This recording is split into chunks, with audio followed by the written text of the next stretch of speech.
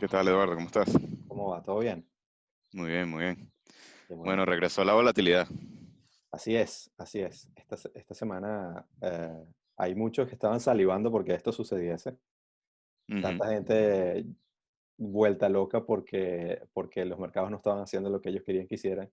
Y parece que, bueno, esa gente ahora está contenta porque tuvimos sobre todo ayer un reverso interesantísimo en la mayoría de los índices. Pero creo que vale la pena analizarlo un poquito en detalle Ujú. para darle un poquito de color respecto a nuestra visión, porque, bueno, hemos tenido un setup interesante en nuestras conversaciones previas, que hemos hablado de precisamente lo que es el bear market rally y los tipos de recuperación. Entonces, claro, el desencadenante de todo esto parece haber sido dos cosas: el tema de la Reserva Federal, el comentario de la Reserva Federal en el que han dicho, básicamente han reconocido que la recuperación en B no es posible.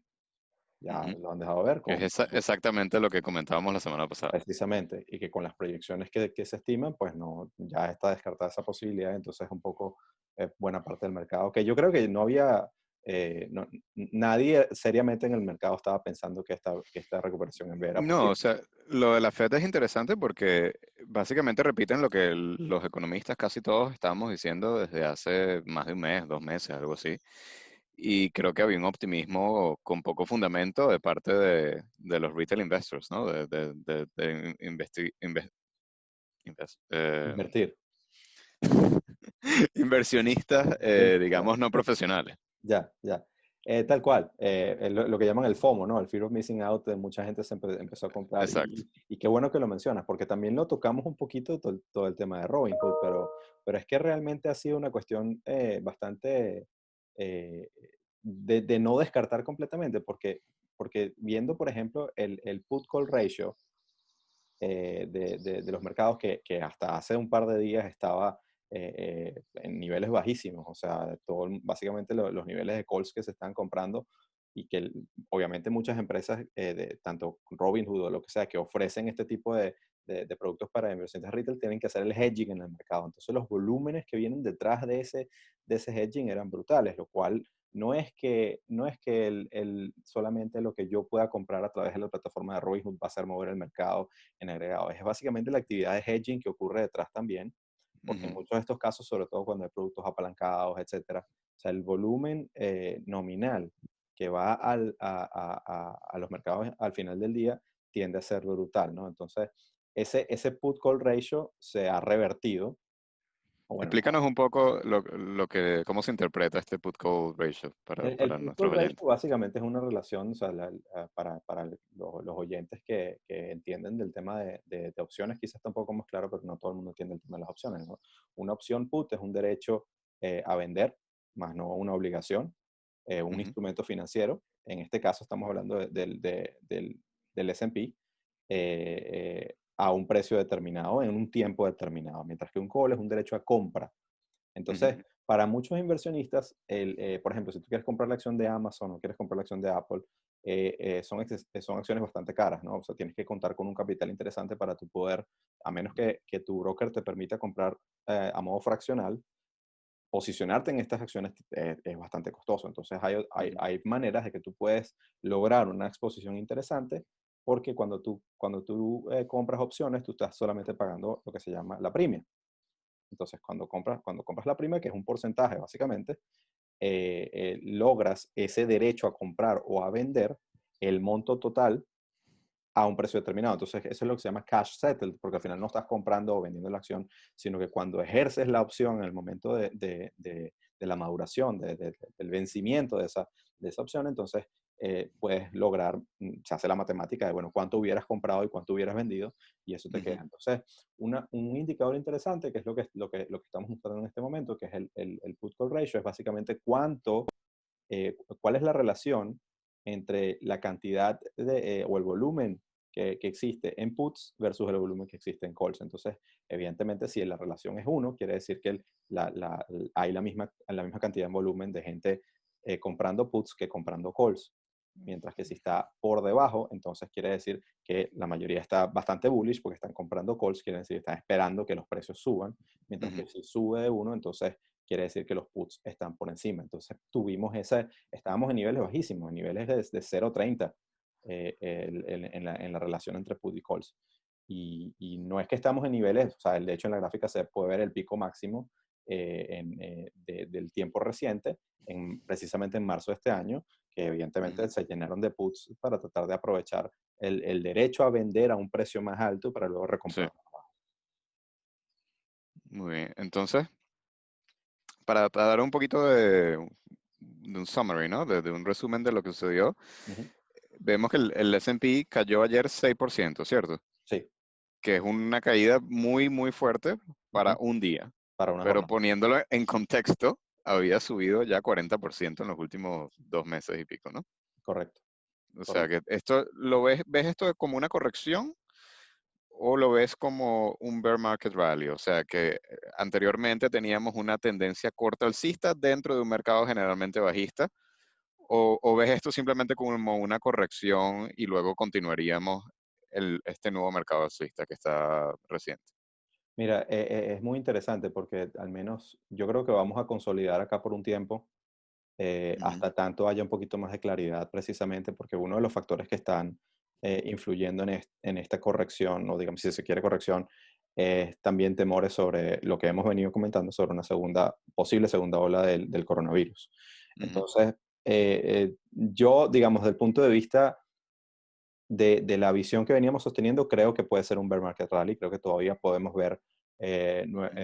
que una continuidad, pero no necesariamente lineal en este momento, que vamos hoy a continuar bajando, aunque recordemos que esto lo grabamos un día viernes, En la mañana. antes de que cierre la jornada, y hacia el cierre de la jornada puede ocurrir cualquier cosa, entonces lo veríamos en la semana siguiente.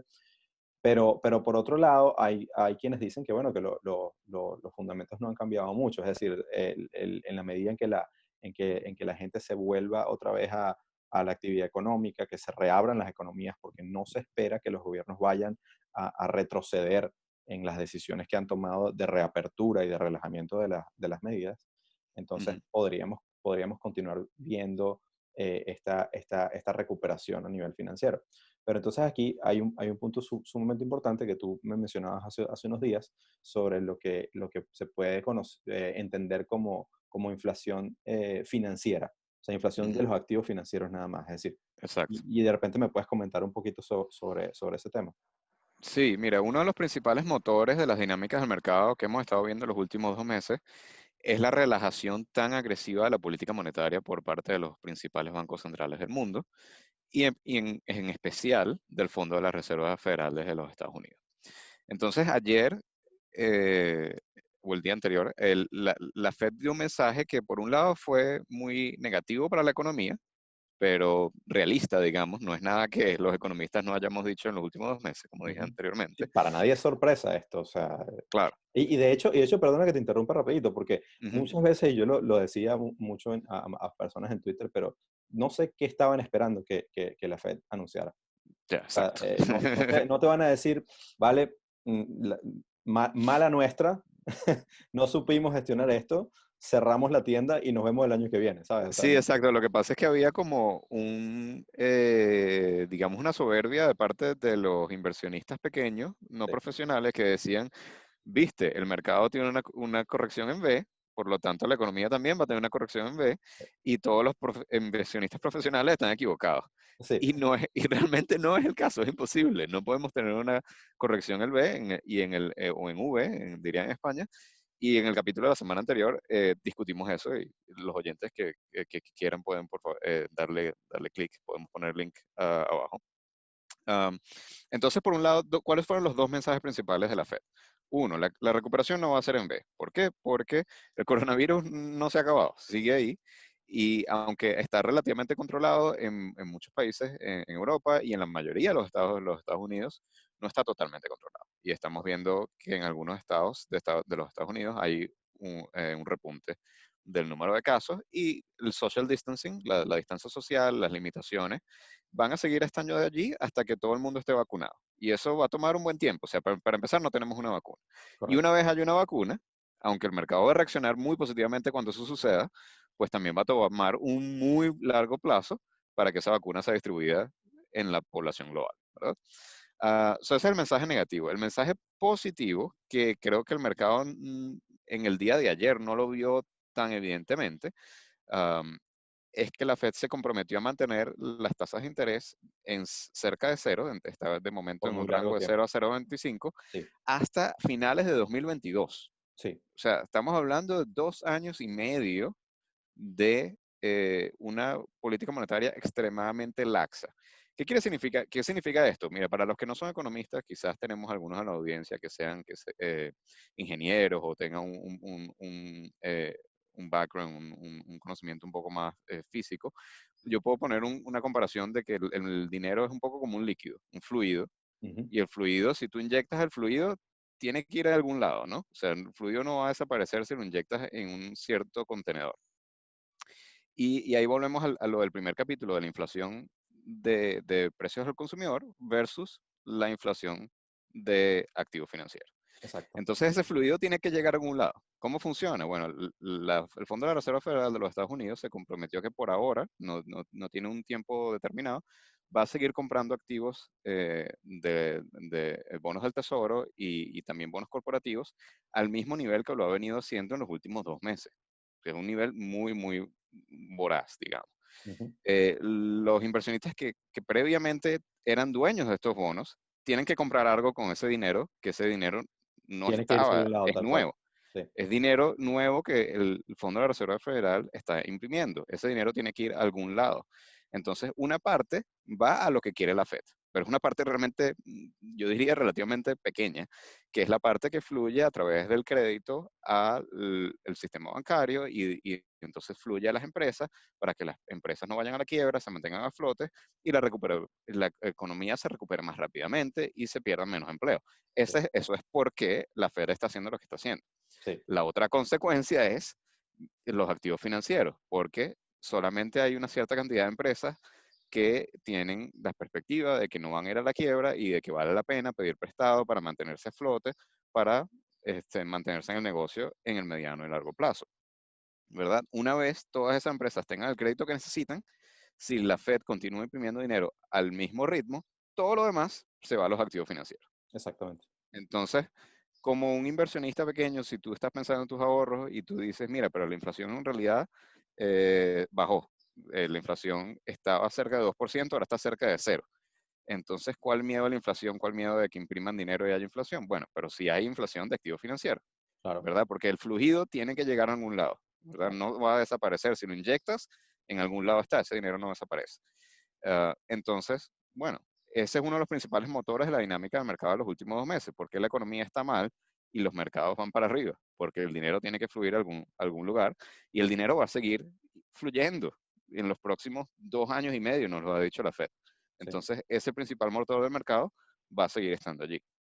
Claro, lo que pasa es que, bueno, en un mercado, digamos, más sano, debería eso estar soportado también por mayor actividad económica, que precisamente eso, en mi opinión, es lo que puede eventualmente romper un poco y traernos de nuevo a probar nuevas correcciones, porque Ujú. si de ocurrir otra vez, como bien has dicho, el coronavirus no se ha ido a ninguna parte todavía, quién sabe si ocurre alguna otra pandemia o en algunos casos situaciones de insolvencia que podrían tener algún efecto contagio, pueden generar situaciones bastante difíciles porque ciertamente estamos hablando de, si se quiere, una nueva gestación de burbuja, porque al final estás Exactamente. llamando a la gente a que se endeude, a la economía que se endeude, das todos Sí, los incentivos para que tomes crédito. Y muchos, como muchos de esos inversionistas estarán buscando, por un lado, cubrirse, pero por el otro lado, buscando retornos un poco más certeros, entonces estarán comprando títulos de high yield, por ejemplo, que vimos que también tuvo una corrección relativamente importante, pero bueno, sabemos que cuando los precios caen, evidentemente los yields aumentan, entonces los hace mucho más atractivos. Y eso es una cuestión de mirar con atención. Entonces es interesante que, por ejemplo, conversábamos el oro y el oro habíamos puesto en el episodio anterior cómo había roto esa leve consolidación que estaba teniendo hacia el final de la jornada, pero luego la volvió a retomar. Entonces estamos otra vez dentro de este canal. Hay ese sentimiento de vale, voy a tomar un poco de riesgo, pero me cubro. Ujú, Entonces, interesantísimo cómo la jornada de ayer fue completamente risk off, porque incluso, o sea, la mayoría de los activos precisamente que son vistos como safe haven, corrigieron. Incluso yo sé que entre profesionales a veces cuesta un poco conversar sobre esto, pero bueno, yo sigo particularmente el Bitcoin ujú.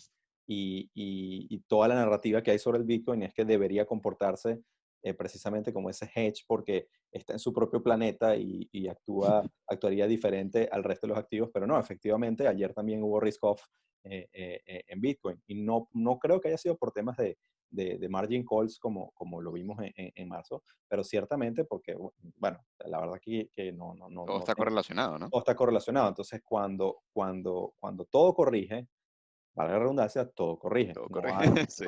entonces hay que esperar un poco y por eso es importante también el manejo para quienes hacen trading a nivel individual, que nos estén escuchando, el manejo de los stops cuando la volatilidad está por encima y vimos cómo, de hecho, veníamos comentando que si la volatilidad estaba suprimida, pero habían unas señales de repunte, bueno, cuando se despierta la bestia, pues se despierta y viene con hambre. Entonces todavía estamos en niveles altos, aunque bueno, vuelve otra vez precisamente con la acción que tengan los bancos centrales a tratar de reducirla. Pero siempre que está por encima de 25, en la mayoría de las mesas salen y te dicen, mira, me venden al menos la mitad de las posiciones.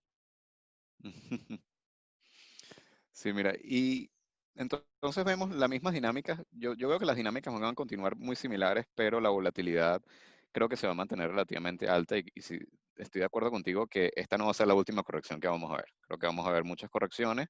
Por un lado, por lo que acabas de mencionar, de que em, mucha gente está buscando obtener beneficios en high yield o digamos, en acciones que no son que no tienen tan buenos fundamentos. Ujú. Esta semana vi varias noticias de, por ejemplo, compañías que fueron a la quiebra oficialmente, que es en el capítulo 11 de la ley de Estados Unidos, Sí, y es que es muy diferente que, que la ley de bancarrota en el resto del mundo, ¿no? sí, Estas compañías continúan en trading en el mercado financiero y ves una divergencia brutal entre los bonos de la compañía y las acciones de la compañía. sí, Entonces tienes unas compañías que tienen bonos que caen de 100 o cerca de 100 en el precio del bono a 35, lo que quiere decir que eminentemente viene una reestructuración de la deuda porque acabas de caer en bancarrota y eso es simplemente en Estados Unidos un requerimiento para poder reestructurar tus bonos. ¿Ok? sí, ¿Qué quiere decir esto? Que cuando estás reestructurando tus bonos, los shareholders, o sea, los que son dueños de acciones, no van a recibir ni un centavo en dividendos hasta que se haya settled, ¿cómo diría? Resuelto sí, los pasivos que se tienen con los tenientes de los bonos, sí, porque tienen prioridad sobre las acciones. Al correcto. mismo tiempo que esto sucede, vemos acciones que subieron 180% el día siguiente de que una compañía se declaró en bancarrota, El caso de porque tienes Hertz fue un emblemático, sí. montón, miles de inversionistas no profesionales, digamos, que simplemente dicen, ¿cuál es la acción más barata que hay hoy? Porque quiero comprar esa porque es la más barata. Y a Exacto. veces, pues hay muy buenas razones por las cuales esa acción es la más barata. Entonces Sí, creo que muchas correcciones se pueden venir por ese lado. claro, pero Pero son nuevamente, o sea, esas subidas no son cuestiones por quizá el entorno de irracionalidad, porque como has dicho, no es que hay un ujú, análisis profundo de que no. el valor de la compañía y tal. O sea, tuvimos el caso en Latinoamérica de Avianca, Ujú. fue una acción y hay personas que conozco que hicieron muy buenos retornos en esa acción, pero si tú me preguntas si yo lo hubiera comprado, quizá te hubiera dicho que no. De hecho, no la compré. Ujú. El caso de Hertz, que lo comentábamos ahorita, lo mismo.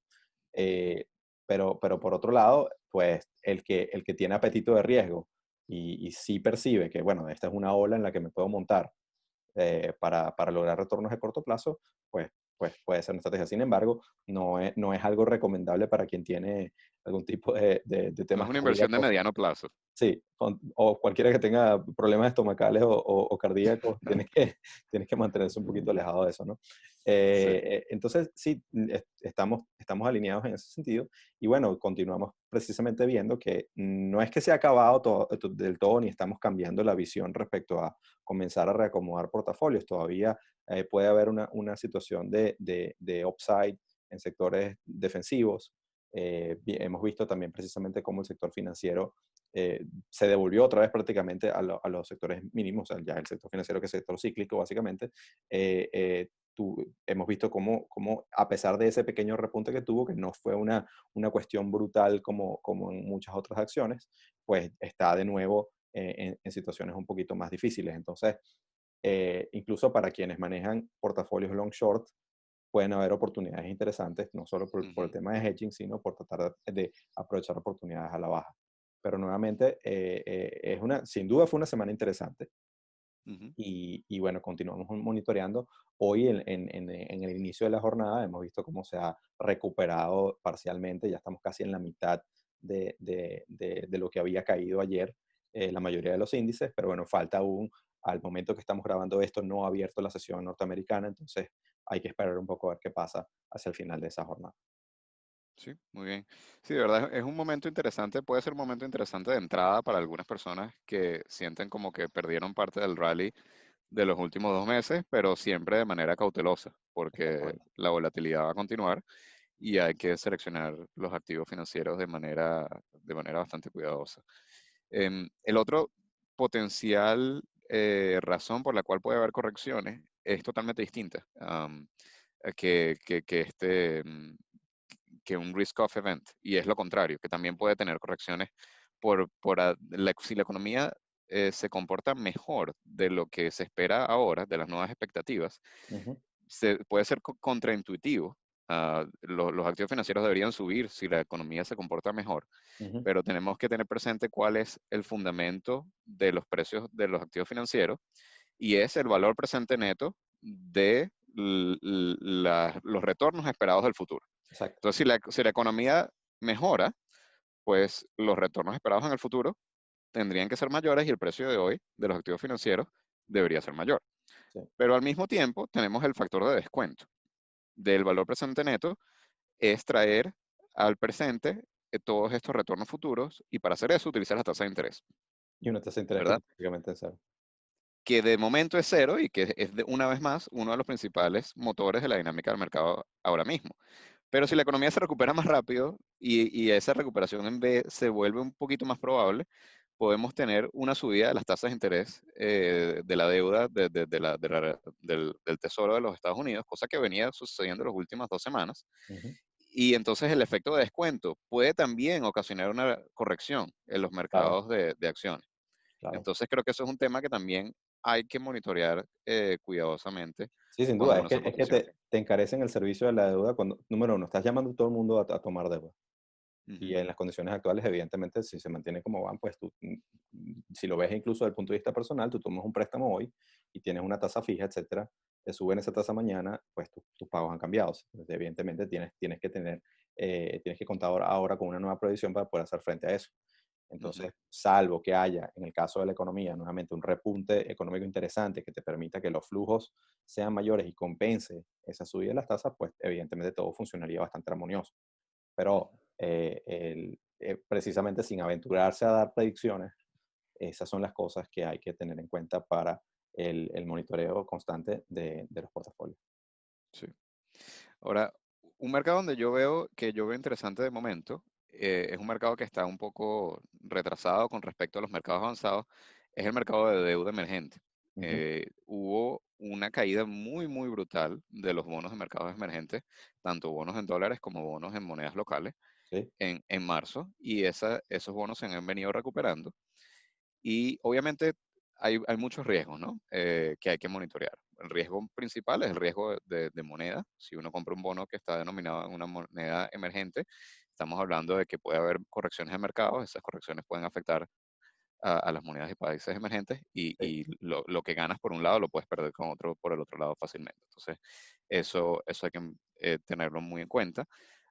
Incluso en el caso de bonos en dólares de países emergentes, si un país emergente tiene deuda principalmente en moneda extranjera, la caída de la moneda de ese mercado hace que pagar deuda en dólares sea más costosa. Entonces también eso puede traer correcciones en los precios. Sin embargo, el hecho de que se mantenga esta liquidez, creciente liquidez en dólares, facilita los repagos para deuda de países emergentes. Y yo creo que a mediano plazo deberíamos esperar una continua baja de las tasas de interés en dólares de países emergentes y de las tasas de interés también en moneda local, porque mientras todos los países avanzados recortaron tasas muy drásticamente, los países emergentes se han tardado más. ¿Por qué? Porque ellos están en un territorio nuevo, nunca habían estado cerca de cero y todavía tienen bastante espacio para seguir bajando las tasas de interés Ujú. en los bonos locales. Eso es interesante porque las tasas de interés y los precios están inversamente Relacionado, correlacionadas. sí. Si bajas las tasas de interés, suben los precios de los bonos y puedes hacer importantes ganancias de capital. Entonces, una inversión interesante es comprar bonos locales de manera hedge. O sea, Claro, tú compras, por ejemplo, un bono de Rusia, por ejemplo, en moneda rubles, local. Ujú. y puedes esperar ganancias por un lado porque el Banco Central va a seguir recortando tasas de interés, eso está claro. Por otro lado, si la recuperación económica continúa, que si esperamos que continúe, pues los precios de petróleo deberían también subir un poco más en el mediano plazo y podría darles un poco de soporte al rublo, pero puedes también hedge por este riesgo y simplemente decir, mira, yo la verdad no me siento seguro comprando monedas emergentes, entonces estoy fully hedged. Entonces compras una protección contra la depreciación de esa moneda, pero aún puedes hacer las ganancias de capital por baja de tasa de interés, más el carry, que es por lo que ganas por la tasa de interés en sí misma, ¿no? Exactamente. Justo te iba a Entonces, preguntar eso. si Ujú. estabas viendo algún país en particular o verías una cesta de algún índice que agrupe varios países emergentes. Creo que tienes que ver los países que todavía tienen las tasas de intereses más altas dentro de los países emergentes grandes, ¿ok? Yo diría de momento, uno debería ser muy cauteloso con los países emergentes pequeños que llamamos países fronteras, Ujú, porque son los países que tienen mayor riesgo de default de momento. Entonces creo que no estamos todavía en un momento de tomar un riesgo tan alto como para ir para comprar bonos de países que tienen alto riesgo de default, ujú. pero países emergentes grandes con tasas de interés elevadas, por ejemplo, Rusia, por ejemplo, México también, Sí. eh, también Indonesia es otro país interesante. Todos esos países me parecen interesantes con respecto a los bonos de monedas locales. Para bonos en dólares, creo que en general todo el índice está interesante. Ujú, Sí, entonces, yo en lo personal, si eres un inversionista no profesional que no tiene la oportunidad de elegir, creo que el índice completo de bonos en dólares de mercados emergentes sigue estando interesante. Y si se tiene la oportunidad de elegir, bueno, yo trataría de tener mucho cuidado con ciertos países que tienen tasas de interés por encima de 10%, porque efectivamente tienen tasas de intereses altas por buena razón. Entonces, a menos que seas un profesional de reestructuración y tú me digas, mira, es obvio que, por ejemplo, Ecuador va a reestructurar su deuda, que va a ser default, pero aún así tú puedes tener una opinión de que los bonos están demasiado baratos y que la recuperación después de la reestructuración te va a dar buenas ganancias de capitales, pero mira, eso yo realmente no se lo recomendaría a ningún inversionista, a menos que seas un profesional con buena experticia de reestructuración de deuda. O sea, no, claro. no es algo para Bueno, todo el mundo. lo mismo de lo que había un artículo interesante en Bloomberg recientemente que hablaban de que el trade del siglo van a ser los bonos venezolanos con un gran if, evidentemente, que es un if si hay un gran cambio en la política venezolana, pero como dice muchos de los chistes, pues bueno, si yo tuviera ruedas fuera bicicleta, ¿no? Entonces hay que esperar que, evidentemente, si eso cambia, pues estar bien posicionado y quien tenga grandes capitales para intentar esa movida, pues ciertamente podría ser algo muy interesante, pero la historia más reciente no nos ha pintado un buen cuadro respecto de eso. Mira, en el año 2016 los bonos venezolanos fueron los bonos de todo el planeta que tuvieran los más altos retornos. Y eso fue cuando el colapso ya había comenzado y todo el mundo sabía lo que venía. Todo el mundo sabía que Venezuela iba a hacer default. Pero creo que si eres capaz de saber el timing y de conocer la política de ciertos países por ejemplo, en aquel entonces, los bonos que yo recomendaba de Venezuela eran los de corto plazo, que eran los que tenían mayor riesgo y esos bonos dieron un retorno de 80% en el año 2016. O sea, Claro, literalmente no hubo ningún bono en el planeta que tuviera un retorno de esa manera, pero la única manera de saberlo es saber, mira, la dinámica de la política de Venezuela es una dinámica de que en aquel entonces iban a pagar mientras tuvieran el dinero para pagarlo. Entonces Exactamente. simplemente tenías que saber, mira, por ahora todavía tienen el dinero. Sabemos que se les va a acabar, pero sabemos que van a continuar pagando hasta que se acabe el dinero. Entonces, Exactamente. por eso digo, hay muchas oportunidades interesantes en países fronteras, pero eso definitivamente no es algo que yo recomendaría, a menos que seas un experto de esa región, que seas un experto de ese tipo de instrumentos financieros. Sí, bueno, sí, sin enfocarse mucho en el tema venezolano en particular, pero bueno, en ese momento, en 2016, todavía estábamos hablando de un periodo, entre comillas, de legitimidad del presidente Maduro. En cambio, en estos momentos, a raíz de que pasó toda la situación con Guaidó y todo el tema constitucional que está detrás, entonces entra en una dinámica completamente diferente. Entonces, requeriría precisamente ese piso de alguna manera institucional para que cualquiera pudiera estructurarse o meterse en ese tipo de jugadas. Pero totalmente de acuerdo contigo que no es una cosa fácil ni tampoco apetitosa para quien no entiende mucho de los temas de reestructuración, ni tampoco, bueno, tenga un capital interesante que pudiera estar dispuesto a poner en riesgo. Sí, la contraparte de esa idea de que los bonos venezolanos podrían ser el trade del siglo, digamos, porque ahora están como en 8 centavos por dólar, es decir, compras un bono por 8 centavos que tiene un valor facial de 100 Sí, y eventualmente después de una reestructuración, no sé, te pagará 50 o te pagará 25, si lo compraste por 8, pues triplicas tu capital como mínimo, si esas son las expectativas, pero la contraparte serían los bonos cubanos. Los bonos cubanos se hicieron en default en el año 1986 y todavía no han pagado nada. Entonces, bueno, si tú tienes un horizonte de inversión de 50 años o más, pues puede ser interesante. Si no tienes un horizonte de inversión tan largo, pues realmente no. Digamos. exactamente. Bueno, y no hablemos de las consideraciones luego éticas que vengan con eso, ¿no? Ya queda un poquito más de Claro, lado para que la gente lo discuta con un claro. café o con una cerveza cuando reabra todo y se puedan ir a los pubs. Yo tengo clientes que son bondholders de bonos cubanos defaulteados del 86. Entonces, Buenísimo. hay apetito para todo. Así es, así es. Bueno, Carlos, te agradezco mucho. Hacemos los comentarios de cierre. Creo que me contenta que estemos alineados en la visión de momento y como hemos dicho, pues esta no será la última corrección que quizá veremos en esta situación de alta volatilidad que posiblemente se mantiene, pero rescatamos o resaltamos precisamente la actitud de la política monetaria que ahora han dado señales que va a ser para bastante largo plazo, Ujú. y lo cual evidentemente hace que hayan incentivos para precisamente el posicionamiento en activos de riesgo. Muy bien. Un abrazo, Eduardo. Feliz fin de semana. Acuerdo. Nos vemos la semana que viene. Disfruta la jornada que se ve bastante bonita ahí en Sí, Houston. les muestro un poquito. Carlos dándonos un poquito de envidia, pero todo va a estar bien. Chao, Carlos. Dale, chao.